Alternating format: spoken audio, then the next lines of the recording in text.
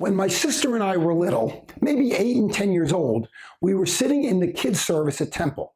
That day, the rabbi's sermon was about where kids could find God. The rabbi explained that some people find God in the temple, while others find God in nature. He said there are times when you can find God in a sunset or a baby's laugh, and times when you can see God in the Bible's words. Then he explained that sometimes when you're about to do something wrong, God is the little voice telling you to do the right thing. My sister leaned over and nudged me. Then she whispered, "That voice in my head is God? I always thought that was Daddy." Bill Talbert was the CEO of the Greater Miami Convention and Visitors Bureau, the GMCVB, and he was my client for almost 25 years. Over breakfast one morning, he told me about his daughter's job at Bank Atlantic's headquarters in Fort Lauderdale. She told him that the office building's air conditioner had broken that morning and the temperature in the office building had shot up to almost 100 degrees. Her supervisor told everyone they could go home when the heat became unbearable. Bill asked his daughter what she did. "I packed my bag, I grabbed my things, and walked towards the elevator. I was all set to leave when this question popped into my head. What would my daddy do?" I quickly turned around and went back to my desk. When my daughter, Aliana, was finishing her last year at college, her senior project critique was scheduled on a day I was in town. I was between speaking gigs in Boston and Albany. I asked Allie if I could watch the presentation. When she said yes, I checked with her professor to ensure it was also okay with him.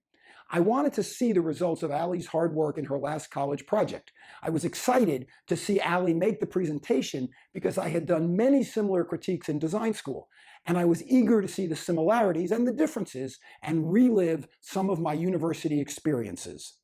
Allie's presentation and the work she presented was exceptional. Yeah, I'm proud and biased regarding my only daughter, but I've also reviewed enough student portfolios in my day to know the difference between good, bad, and oh my God, superb.